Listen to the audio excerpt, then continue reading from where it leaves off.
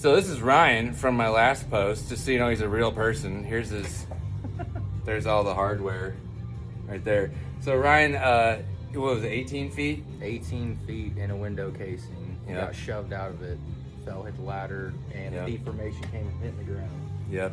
So how has chiropractic care helped you so far? It's been like 6 months, something like that? A little over, but it's a night and day difference. Yep. So you were dying, struggling to work and take care of the kids, and Oh yeah, I couldn't even get up out of bed. yeah, Bend over, tie my shoes. Nope. yeah, buddy. Good for you.